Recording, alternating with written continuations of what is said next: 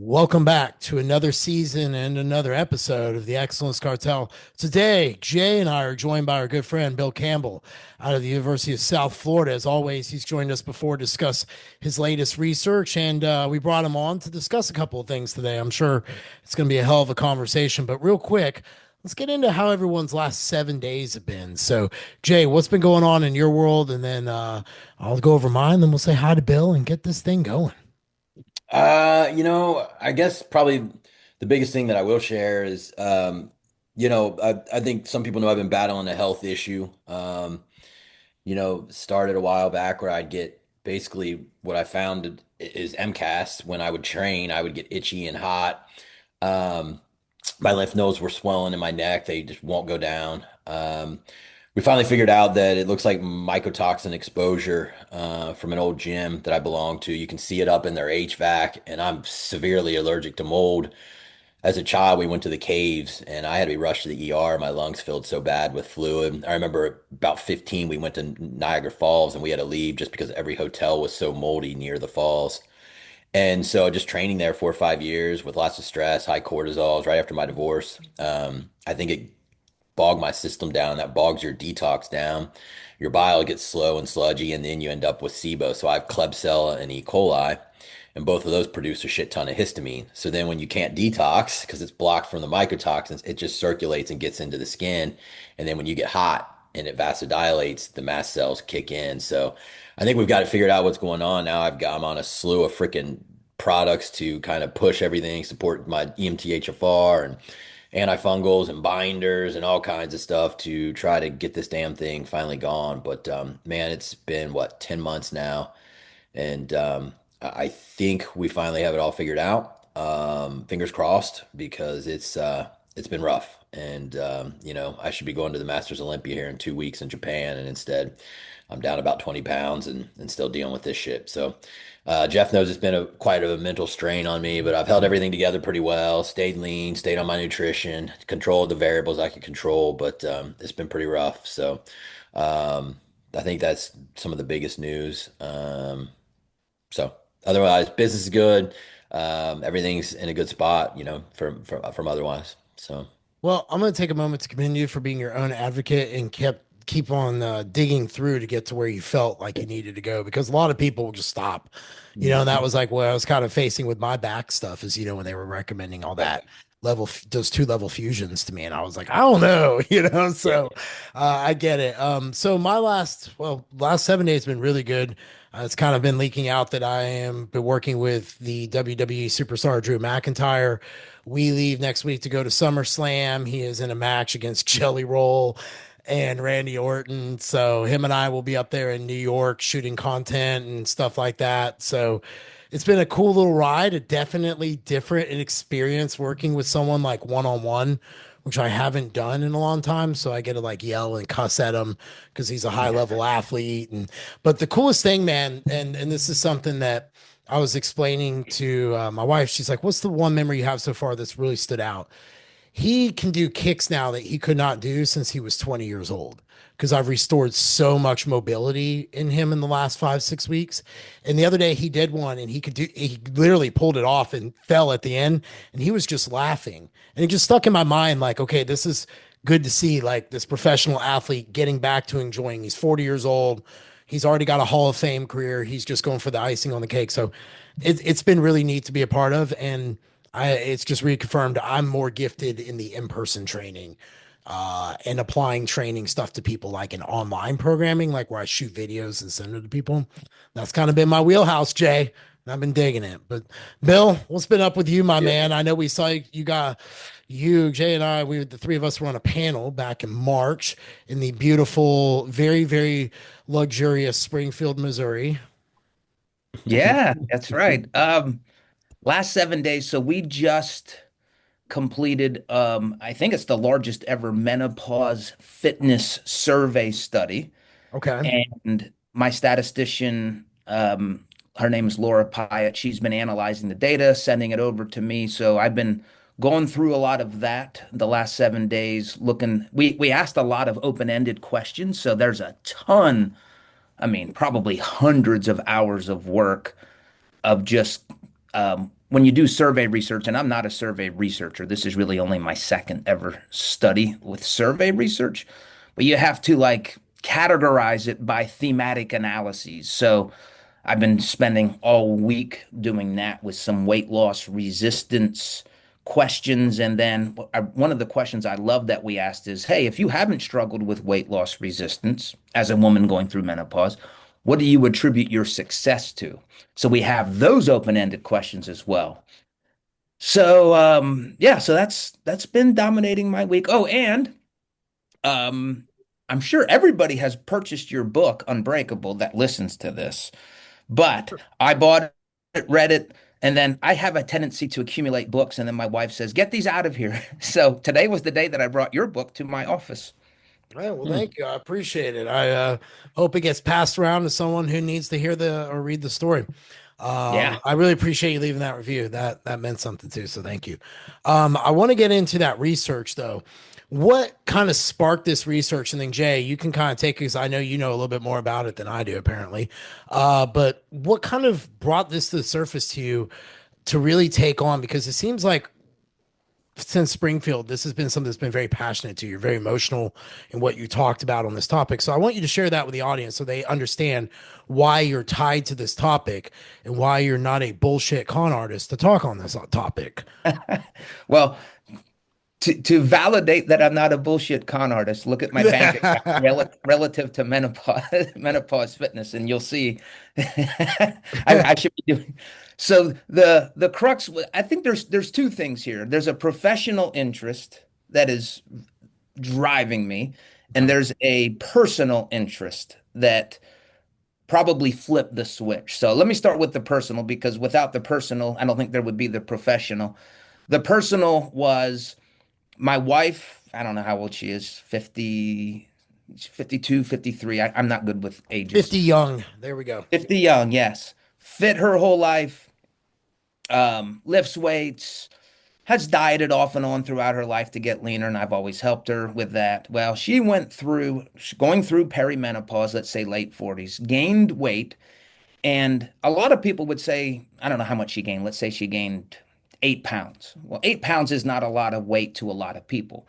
But when you're fit and you've been lean your whole life, 8 pounds is a lot of weight. So she was struggling and she wasn't able to lose it. So then I said, well, fortunately you're married to a fat loss researcher. I'll step in like I've done in the past and I'll help you.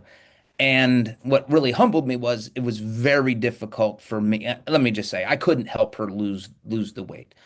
I also want to suggest here for women going through this, her weight gain was not the most important aspect of her menopause transition. She had a bunch of other issues that, in my opinion, were more serious. But again, her being fit, the weight gain was bothering her a lot.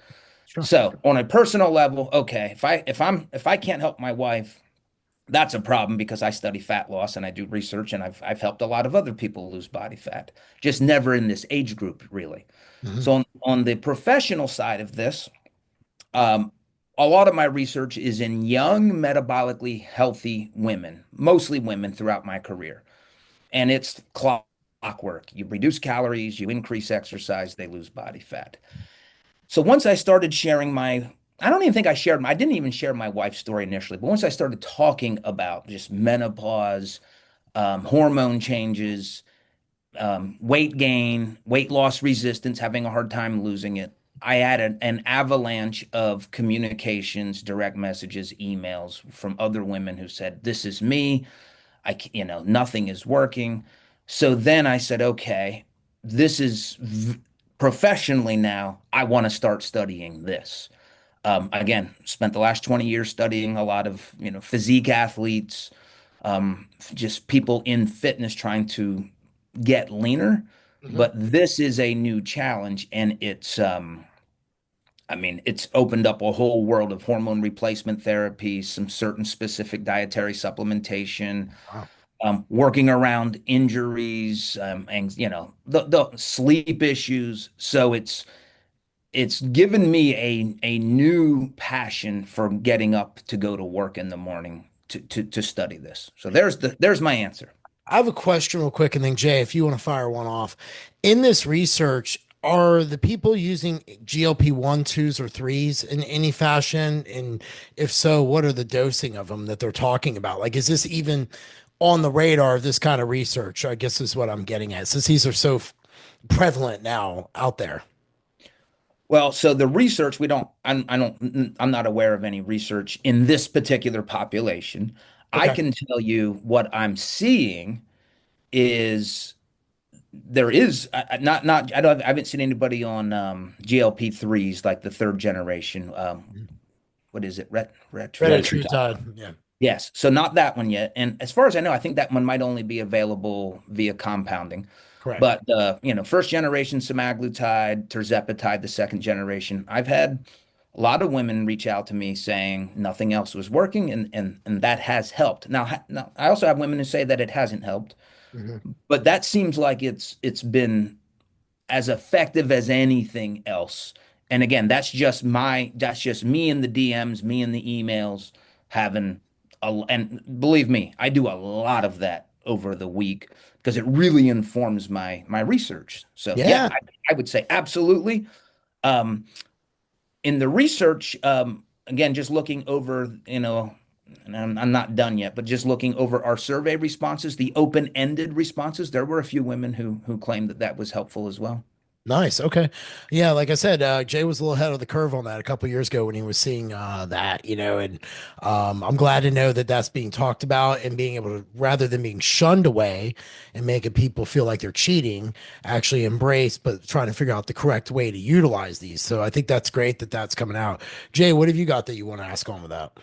Well, I do think, before I don't know that I want to head this direction yet, but I mean, there's a reason, GLPs, tirzepatides work. And there's really, I think before we go that direction, we really kind of probably should talk about why are women in para struggling? Like what is going on biologically, that's causing that? So, there's a swing in estrogen. Anytime your estrogen in a woman swings high or low, that's going to kick in histamine and immune response. So, I see women start birth control and they have the same type of issue. And that's because the estrogen goes whoosh, right? And so, you've got this swing and it kicks in the immune system. So they get puffy. If they are really bad, they get hives, they get sensitivities to food and all those things. That's from that estrogen swinging. And when that immune system's kicked in, that inflammation then gets into the cellular level.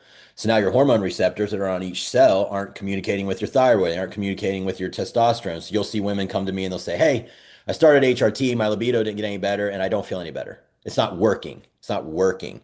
Well, so there's an issue at the cellular level because the engine's overheated.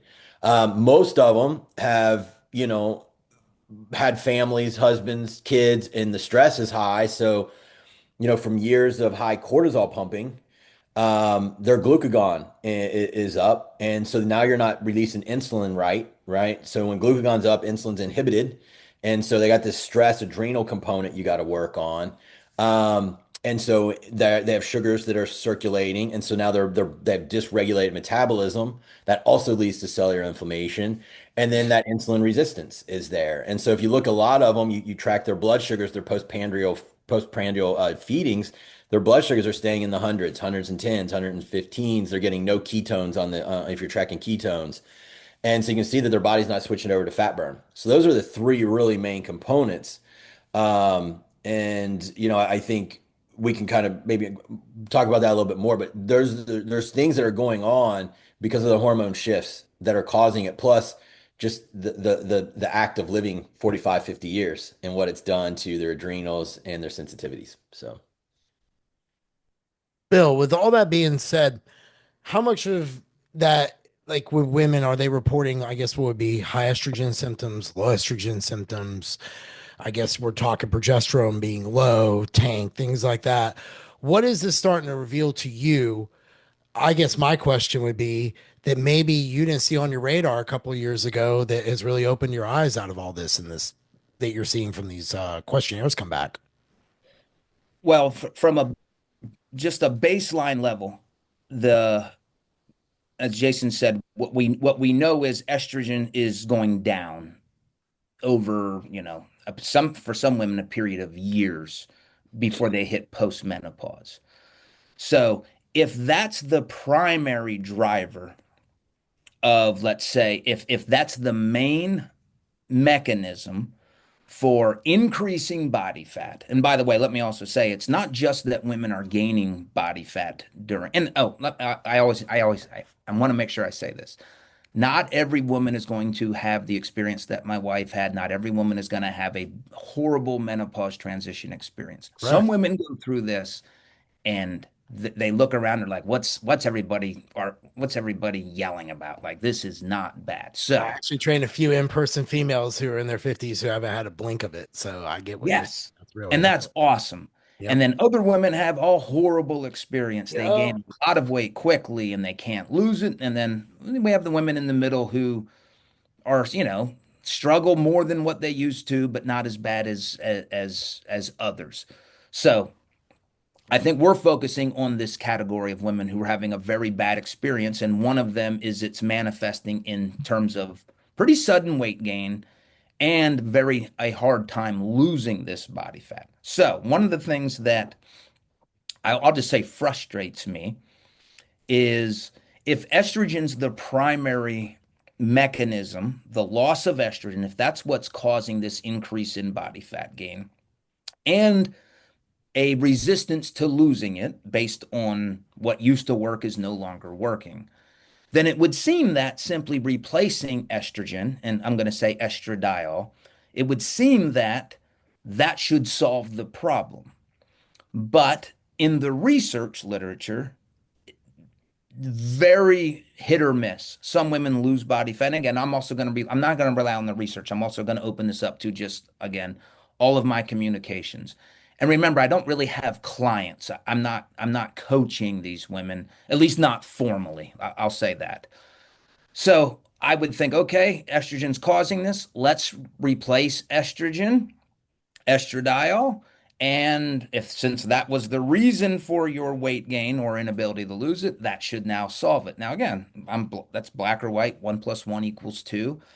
And unfortunately, to me, who wants to find easy solutions, that some women it works great. They lose body fat. Other women, as Jason said, I think some women have experience fat gain when they start HRT or estradiol therapy.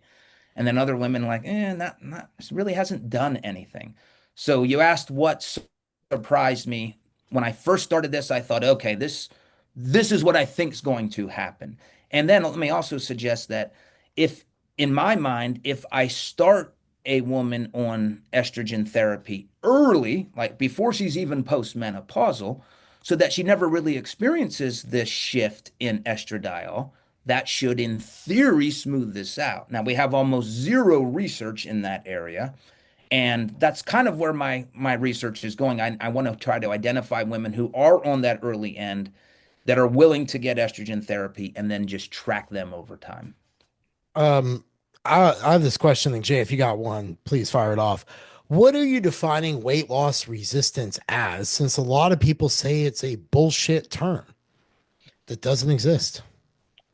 All right, so I'll take it, and then I'd like to hear Jason's response on this. So when I use weight loss resistance, I'm going to define it and then I'm going to apply it. Thank you. Weight loss resistance is an inability to lose weight as well as you use, let's just say body fat. So we'll get specific. A resistance to losing body fat using strategies that were previously successful, such as reducing calories or increasing exercise. Hmm. So it's not that it won't work, that those things won't work. It's just that the deficits that a woman would have to adhere to are completely unsustainable for long periods of time. Now, let me apply it.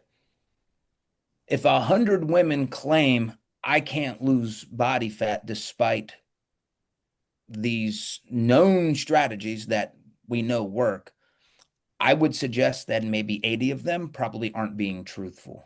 That it is a, not fictitious, but it's amplified more so than what it is. And I do think, or let me say, I'm open to the idea that other women can literally be doing everything correct and they are experiencing true weight loss resistance. So again, just to put a bow on this before we kick to Jason, it's the body's resistance to losing body fat using techniques that previously used to work, such as caloric deficits, increased physical activity. Okay. I mean, I'm pretty much have the same definition. I mean, I check for the same types of things. Like, when people come in and they say they have this, because, there's times people come in and they think they have it and they really don't. They're just not dialing in well. But yeah, I mean, you're doing the same type of nutrition deficit, same type of cardio, same type of training, without really any results. And I'd even go so far as to say sometimes it's going the opposite direction. The harder they push, the more the pendulum's going in the wrong direction, and they're slowly gaining weight. Another thing you'll see too is women who used to kind of do the whole like, I'm really good all week, and then I have like one or two free meals on the weekend that always help me maintain. That'll start to stack. So they'll gain, let's say, 2 to 3 pounds. One of it will hold every week. And so they're just gaining. And so their old strategies of maintenance don't work either. And then when they try to kick in to a deficit, it just doesn't work, or it actually pushes back against them. They get puffy, and they actually feel like they're going the wrong direction. Um, so much so that they might even be burning up fat or muscle because their body is just looking for glucose constantly. And so it's tapping amino acids and converting via gluconeogenesis. So really they're just hollowing themselves out so they feel even more soft and like they're going the wrong direction. So pretty Um, pretty wild stuff. Let me add one thing to this. Part of this too is we're talking about women mostly in their 50s, potentially 40s.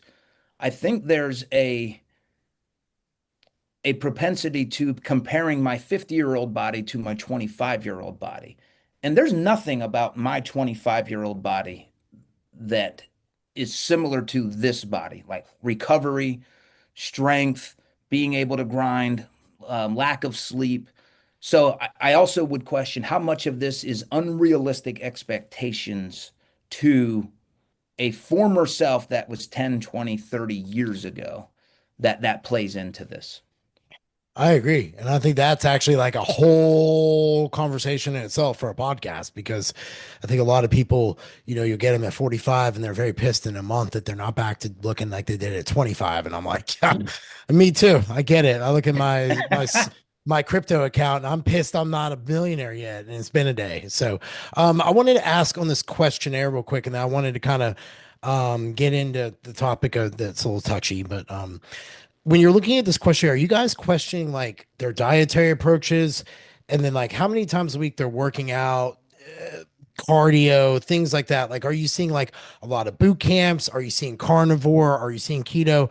I'm just trying to understand what this is all comprising because these are questions. I mean, I'll get a lot of gym pop people, and I know Jay does, and you'll see him be doing all sorts of different things. Like, I had one woman I picked up, she was doing Orange Theory in the morning and hot yoga at night and, eating 1,000 calories. I'm like, poor thing. I don't know how you were living. You know what I mean? Like, and she only weighs like 120 pounds. And I'm like, oh, so, what are you seeing in all this that you're comprising that you're kind of like, holy shit, this is a little bit more wide than we tend to think in the health and fitness space? Or is it more narrow than we tend to think? So let me explain what we even asked in the survey. And Yeah, I 'cause I this can is I what's can great I'll, tonight. when we're offline, I can send you the survey just so you can look at it. But again, to the best of my knowledge, this is the first ever menopause fitness survey. So you have to be a female 30 to 75 years old because we wanted pre-menopause, we wanted post-menopause, we wanted perimenopause. We wanted to compare across the transition. But you had to be resistance training. And I think we said at least the prior 6 months or maybe a year, an average of 2 to 3 times per week, most weeks. It was something like that. Okay. And we lost, I don't know, 60 subjects that didn't get past that question. So these were women who embrace a fitness lifestyle. Never been a survey like this. We had basically four main categories. We had a body composition, weight loss resistance section. So, what is your body fat? Let's just put in nutrition in there as well. No, we'll just say body composition. Have you gained weight recently? Are you having trouble losing it? Why or why not? So let's just call it the body composition weight loss section. Then we had a fitness section, which was everything you just said. How much do you resistance train? How many days per week? How long are your average sessions? We define resistance training as standard barbells, dumbbells, cables. We didn't count um, pool noodles in the pool, even though technically that's resistance, but we didn't count that. I And then we know. got into like, do you do lists, sprint interval training, hit? We had an other category in this big fitness section. Do you do yoga? Do you do what else? Yoga, Pilates, power training, agility stuff. That was another entire section. Then we had a nutrition section. Do you track your calories? Do you track your macros? How much protein do you get per day? What diets have you tried? What diets do you think have worked for you? How often have you name all the diets you've tried in the last year? What dietary supplements are you taking? So that was the third section. And then the final section was all about hormone replacement therapy. So we define that as estrogen and progesterone. And then we also said we also want to know about your testosterone therapy use or thinking and thyroid hormones. So let's just call that the hormone section. So what are you taking? If you haven't started HRT, why or why not? If would you be open to testosterone therapy? Why or why not? So that was the last section. And we're starting with, so again, I'm gonna publish, I think, 5 separate papers. I could not possibly put all of this in one published paper. So we're going to take each of Right. those sections as its own. Real quick though, back to the weight loss resistance. This floored me. I'll ask you, because we have preliminary data on this. What percentage of the women, and we got about 5,000 responses. What percentage of them do you think claimed they have weight loss resistance? What's your guess? Pareto principle says it's got to be at least 80%. That's about what it was. It was about 70% in premenopausal women, about 75% in peri, and about 80%. So the average would be near, yeah, 75. Again, I'm the first.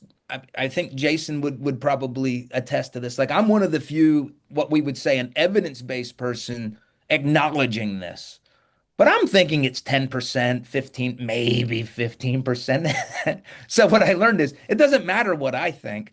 It doesn't even matter what the truth is. The reality is the population believes that they have this. Now, whether or not it's true or not, I mean, that's another discussion, and that's um, some coaching wisdom that can help address that. But wow, I was shocked with how many women are I'm saying, not to a degree because I think when you talk to a lot of people in person, like I do with in-person coaching, where I could like really just chat, and plus I own a gym, so I just get to talk to a bunch of people. yep, A lot of men, I would actually argue that a lot of men probably have like the op like and like whatever you would say weight loss resistance to be for men on the other side, like in terms of being able to build muscle. Like 3 out of 4 dudes just don't think that would it be like, oh no, I have an inability to build muscle because of yeah, XYZ. And I think you see that very much with the women. I mean, I got a 76-year-old woman comes to mind right now and she bitches about the 2 pounds she's put on. And I'm like, okay. You know what I mean? Like, so doesn't really shock me a bit. But going into this, it actually leads really into a good way, segue.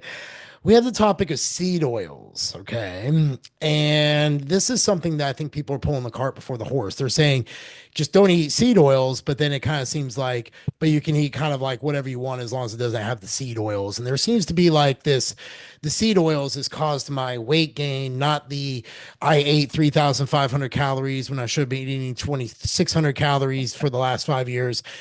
What's your take on that? I don't disbelieve that there is, because I've been coaching for 20 years. Jay and I could definitely say that people can't eat out and do the things that they used to be able to do. Like that just is really proven to be true. Like younger kids, they're just inflamed. Everybody's inflamed.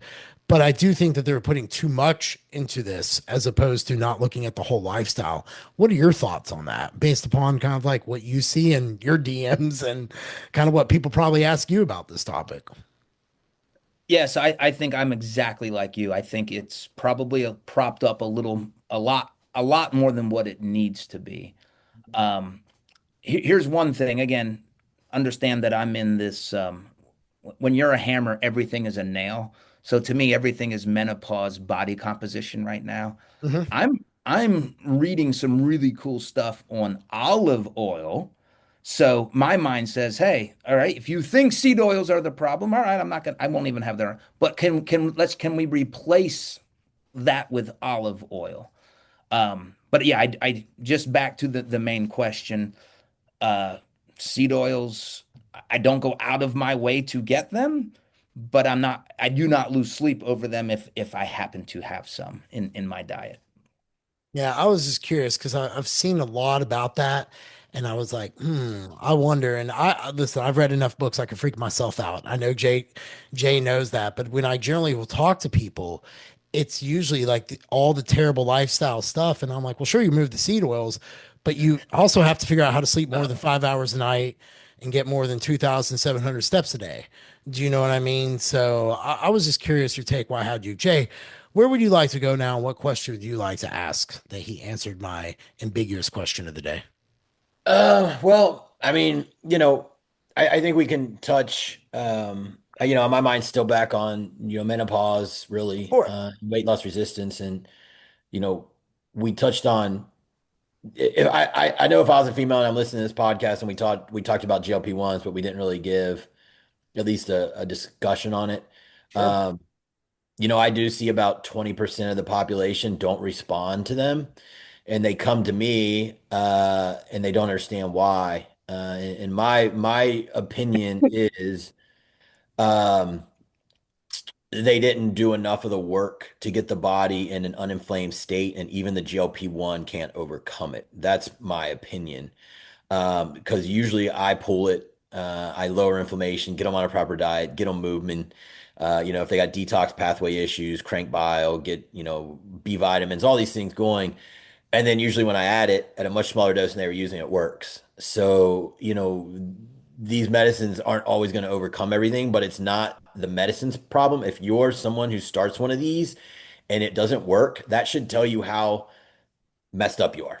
And if you're going to use one of these medications, the answer is not to continue up the dose. The answer is to find a coach like myself or someone who knows how to get the body into a position that it wants to actually burn fat. You're so quote unquote diseased that even a GLP-1 can't help, and that's pretty bad. Like, it's pretty bad. Because GLP-1s are lowering inflammation, they're lowering neuroinflammation, and the reason they work so well in menopause is going back to that whole inflammation slash immune system we talked about. GLP-1s actually modulate immunity. And in small amounts, they actually modulate immunity as well inside the gut. So when I have really bad SIBO cases, I actually don't mind putting someone on a half a mg. It actually puts the body in a position to actually heal better. Now, if you take too much, you're going to get constipated, right? And then you're not going to pass the dye off and everything. And now that's a whole other problem of systemic backup.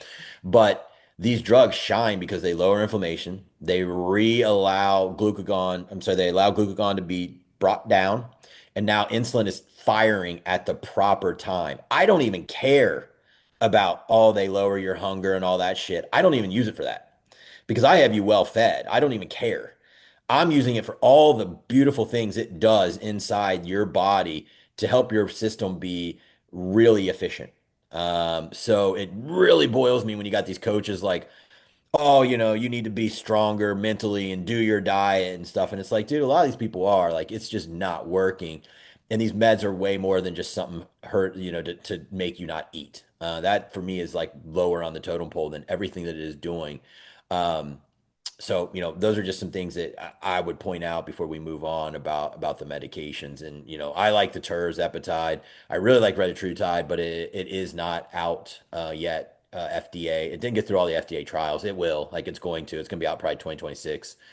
And Reddit is my favorite, but Turs is my next. The GLP-1s, I don't love the semaglutide. It comes with a lot of nausea, and a lot more reflux, and people can't eat at all on it, which I don't like because I need to teach you to eat right and have good habits, or else you will lose muscle on these things. So, just some tidbits there, and why it helps rather than, and also why it might not be working. Are they still?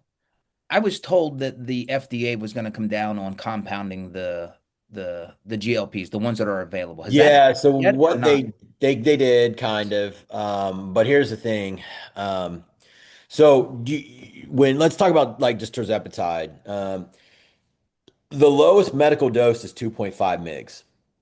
That's a massive dose. Like my mom's husband just tried to start it. He wouldn't come through my clinic because he's 80 and he got to go to the doctor. And so he started it and he got reflux, felt terrible, couldn't eat. And I had my mom on it, but she used us and I started at point 0.5 mgs and walked her up and she's doing beautiful.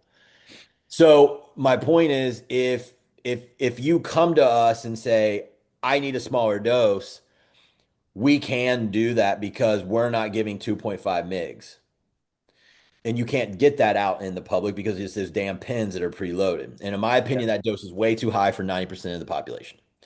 Um, and so if you can write in your notes as a practitioner, hey, they needed a smaller dose, that is okay.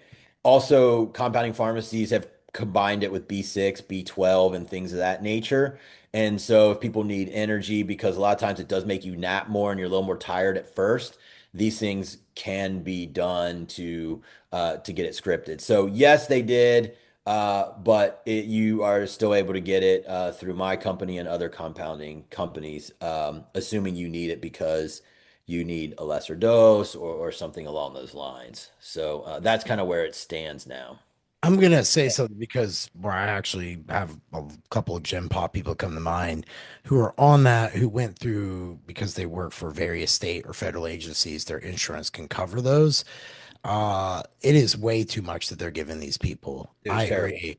And they'll freak out if they're wearing an Oura ring. They're like, my heart rate jumped 30 beats Oh, overnight. yeah. And I'm Yep. like, yeah, like that. It's that's what I'm trying to tell you. You need to talk to your doctor and pull the dose back. Like, They dude, can't. they'll start it. Oh, dude, it's wild, man. Yeah, that's I think the 2.5 is the lowest, bro. And then it goes to 5 yeah. Oh, dude, yeah, they started one and then girl out. 7.5. Yeah, I just had a guy contact me. He's on 12.5 and it's not working anymore. And he's like, dude, I just feel like I'm losing muscle. I'm like, bro, we got to start all over. Like, you just didn't do this right. Like, I'm sure you are losing muscle. You're not eating. Like, he's like, I just feel softer. I'm like, should have came to the clinic, man. I would have worked you up slow, got you right, and got you moving and done it right. At this point, I can try to damage control you, but I'd it be is what interested to see, Bill, if in the next research you do, is if this starts coming more to light about when people start talking more about these GLP ones, twos, and threes as they premiere on the market, like what doses they're taking and like what they're seeing. Because I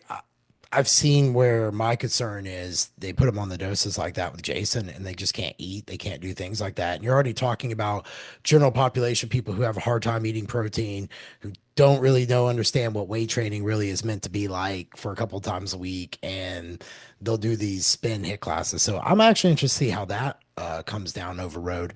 From your perspective, though, when these people are in your DMs are talking to you about that, are there certain things that they're saying that kind of lines up with Jason that you hear that kind of make you go, that's interesting, and you kind of have it in the back of your mind that you're paying attention to as you go through this research?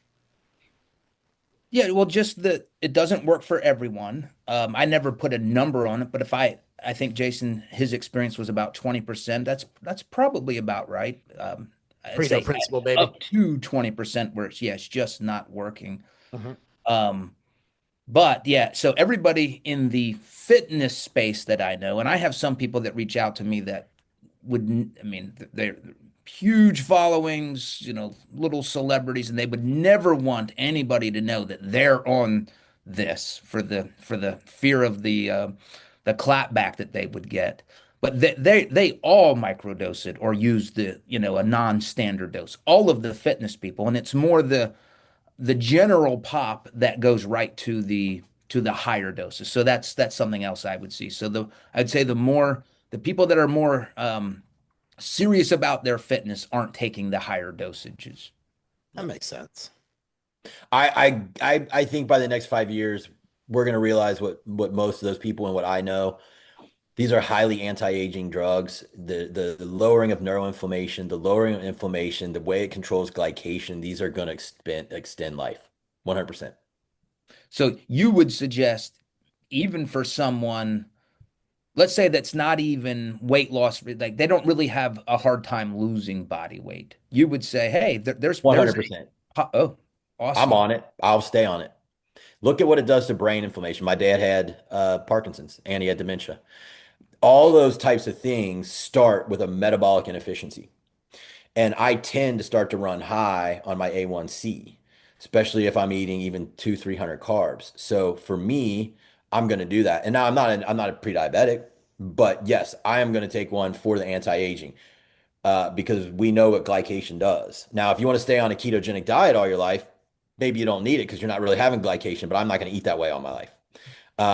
So yeah, I'm gonna take one at microdose for the rest of my life, 100%. Yep. And I was one of the first to come out and say I used it in my prep, and I didn't care about all the backlash, and I got a shit ton. Now you got IFBB pros using it. But Uh, I studied it. I knew what it did. Like I knew what it did. It didn't cause muscle loss at proper doses with training and eating right. All it's doing is making my metabolic machinery work better and more efficient. So, like I said, I think in the next 5 years, we're going to start seeing tons of anti-aging studies on it, just for what it does for the brain and the body in terms of inflammation.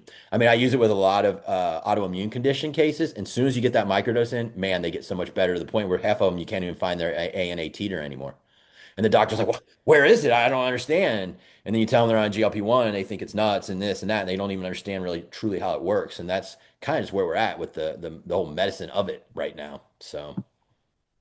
Yeah, I agree with that. I think that in the next couple of years, they're going to see a lot to it. And I think the biggest thing you'll realize is, holy hell, we poison people at a really high dose and have to figure out how to come back down on that. But I think Retatrutide will, I know that anytime they're looking at adding what the fifth prong, I think Jay, when he was up here, was talking about being a muscle Yep. weight loss antagonist, They or might prevention. they're studying how what they can put in it to, I guess, for people that aren't going to take it right, Yeah, and where it they would can be like the try to. myostatin inhibitor, right? Is what Yes. they're looking at Yep. exploiting that Yep. pathway to it. Yeah, Yep. that was interesting to me. I was like, here we go, baby. Because I mean, let's be honest, the 90% of the well, maybe 80% of the population, they don't want to work out. They don't want to lift weights. They don't want to do all that, and they're still going to take it. So medical mind goes to, okay, well, how can we have them people who are going to starve themselves on this stuff and eat 500 calories, not waste away and lose muscle, right?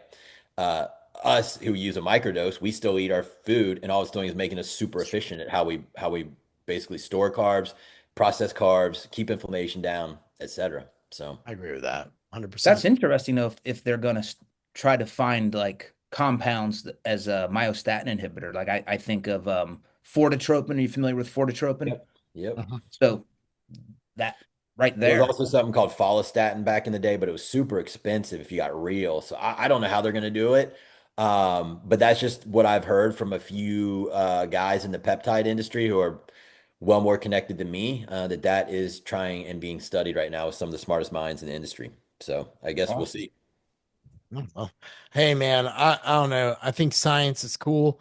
I've always been a proponent of understanding as they progress it of the risk, but also trying to see the benefits more than anything because it's easy to get lost in always the negatives if you double down and focus on it. So, Bill, is there anything you'd like to kind of wrap up with, close out on that you want to pinpoint on, or Jason, and to close this baby up? I'll say just as I'm trying to learn as much as I can, and I want to thank Jason. Jason, you sent me some stuff right after that conference, so thank you for always willing to share your knowledge with me. One thing that I think we know, and I think Jason, you have an entire, I don't know what you call it, flush, but an entire like Mediterranean style diet that you put a lot of people on to help with weight loss resistance initially. So one of the things that I found recently, and you guys may have heard of this compound, urolithin A, you're familiar with Yes. that? Yep. So it seems like, well, one, I just found another study that showed that it significantly reduced visceral fat Hmm, in women. A diet high in that was higher in urolithin A.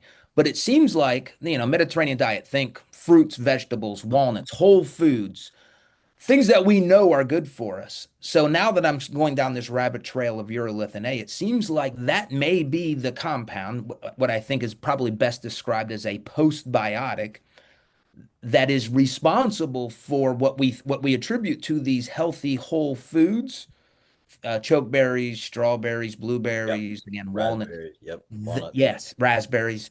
That's the it's this urolithin A that's produced from that actually is the compound that's causing a lot of the inflammation. And I mean, I just there's another study. It's not published yet. It's in preprint, but reducing wrinkles, increasing collagen turnover. So anything with like aging. The study I'm working on this for my research review for next month. It increased maximal strength in middle-aged men and women. So it just seems like there's a ton of benefits to this.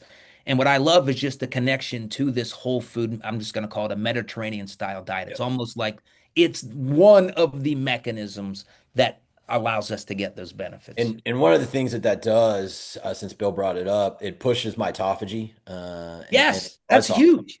Right. And so we're chewing up those senescent cells that we were talking about at the beginning that's inflamed. We're getting rid of those, and we're chewing those up and bringing in new cells that have proper hormone receptors. And so I take 500 mgs a day, but I also eat a very high berry diet. Blueberries, raspberries are in every one of my meals to at least 150 grams. And sometimes I'll do a shake where I do the tri-berry that's frozen because when you freeze it, it ends up with even more in there. And you put that in a smoothie like Metapure or something that we have. And now you're just cranking. So I usually use those tri-berries in my flush.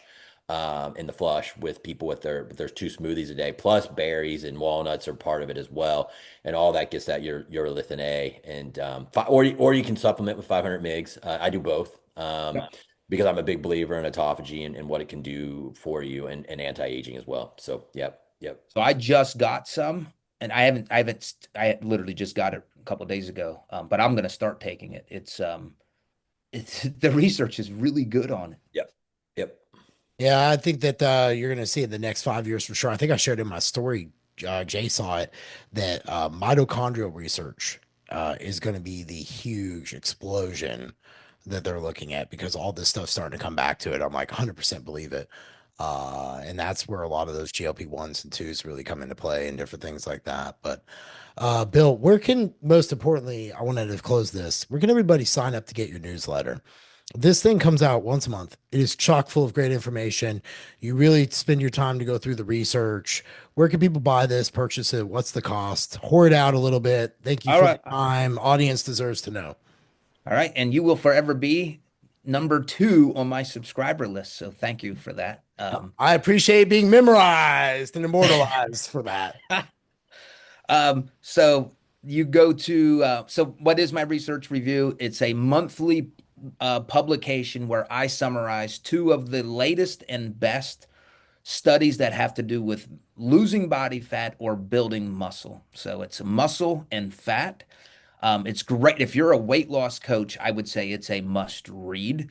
Mhm. I can proudly say a lot of people subscribe to that now. So again, I didn't know if I knew I was going to sell at least one when you said you were gonna get it. So where you can get it is my website, Bill Campbell PhD. It Mhm. is unbelievably inexpensive, $7.99 per month. Cheap.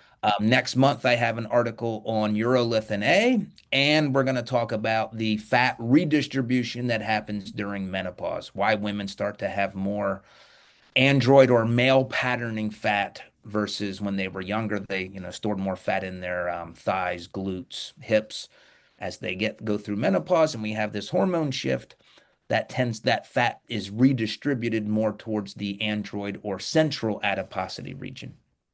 I'm looking forward to reading it. I literally every month read your research articles. It has really helped me refine some of my thoughts. But the one thing I will tell a coach is this: it's like Jay, when Jay and I will have conversations, I'm hearing a different perspective of how to say things to other people because I'm always having different perspectival conversations with people. So I really like the way you put everything. So thank you.